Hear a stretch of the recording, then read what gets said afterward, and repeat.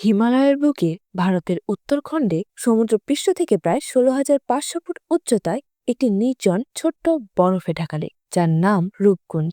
বরফ গললেই যেখানে জলের নিচে ভেসে ওঠে শত শত মানুষের কঙ্কাল।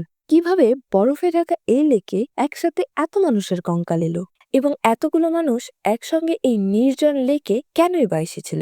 এই রহস্যময় ইতিহাস নিয়েই কথা বলবো আজকের ভিডিওতে। বিস্তারিত জানতে সম্পূর্ণ ভিডিওটি দেখুন। সময়টা ১৯৪২ সাল। দ্বিতীয় বিশ্বযুদ্ধ তখনও চলমান। ভারত তখন ব্রিটিশদের শাসনে। একদল ব্রিটিশ বনরক্ষী এই দুর্গম পাহাড়ি পথে টহল দিতে গিয়ে হঠাৎ থমকে দাঁড়ায়। তারা দেখতে পারে শরীর হিম করা এক দৃশ্য। বরফের নিচে চাপা পড়ে আছে অসংখ্য মানুষের কঙ্কাল। দ্বিতীয় বিশ্বযুদ্ধের সময় হওয়ায় অনেকেই ভেবেছিল এগুলো কি জাপানের সৈন্যদের মৃতদেহ।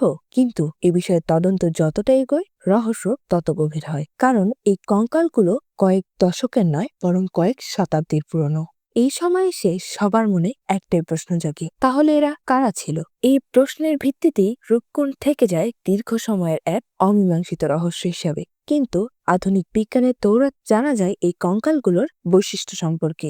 এই কঙ্কালগুলো সবগুলো একই সময়ের নয়, কারণ এই কঙ্কালগুলোর কিছু কঙ্কাল প্রায় নবম শতাব্দীর ভারতীয় তীর্থযাত্রীদের। তাদের খাদ্যাভ্যাস, জিনগত গঠন সবই মিলে দক্ষিণ এশিয়ার মানুষের সঙ্গে। কিন্তু গল্প এখানেই থেমে থাকে না। কিছু কঙ্কাল পাওয়া যায় যারা মেডিটেরেনিয়ান অঞ্চলের জিনগত বৈশিষ্ট্য বহন করে, অর্থাৎ যেটিকে আজকে আমরা গ্রিস বা ইউরোপের দক্ষিণাংশ বলে চিনি। এই কঙ্কালগুলো সেই অঞ্চলের মানুষের। এমনকি কয়েকটি কঙ্কাল পাওয়া যায় যেগুলো ১৯০০ শতাব্দীর। ডিএনএ বিশ্লেষণের পর অর্থ এটাই দাঁড়ায় এই রূপকুণ্ডে মৃত্যু একবার আসেনি, এসেছে বহুবার। তখন সবার মনে একটাই প্রশ্ন জাগে, হিমালয়ের এই দুর্গম স্থানে ইউরোপীয় বংশের মানুষ কিভাবেই বা এলো, কিভাবেই বা তারা মৃত্যুবরণ করলো? এই বিষয়ে আরো গভীর গবেষণা শুরু হয়। তারপর গবেষকরা লক্ষ্য করেন কঙ্কালগুলো শরীরে তেমন কোনো ক্ষতচিহ্নই নেই যেটি তাদের মৃত্যুর কারণ হিসেবে ধরা যায়। কিন্তু গবেষকরা লক্ষ্য করেছেন কঙ্কালগুলোর খুলিতে পাওয়া যায় এক গোলাকার ও গভীর ফ্র্যাকচার,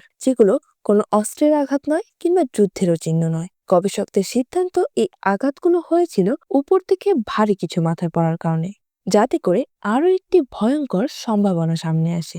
অর্থাৎ এই বিষয়টি বিশ্লেষণ করলে এমন দাঁড়ায় যে হঠাৎ করে আকাশ থেকে টেনিস বলের সমান বরফের চাই পড়েছিল মানুষের মাথায়। কিন্তু এই রূপকুণ্ডের কাহিনীতে বিজ্ঞান যা বলছে, স্থানীয় লোককথা ঠিক সেটাই বলেছিল বহু বছর আগে থেকে। স্থানীয় ঘটনা অনুযায়ী কথিত আছে এক রাজা তার গর্ভবতী রানী ও রাজসঙ্গীদের নিয়ে নন্দাদেবীর তীর্থযাত্রায় বেরিয়েছিলেন। কিন্তু যাত্রাপথে পবিত্রতার নিয়ম ভেঙে নাচ গান উল্লাস শুরু করে। এতে করে দেবী ক্রুদ্ধ হয়ে যান, যার ফলে দেবীর অভিশাপ স্বরূপ আকাশ থেকে নেমে আসে লোহার মতো শক্ত বরফ, যার ফলে এই তীর্থযাত্রায় আর কেউ বেঁচে ফিরতে পারেনি।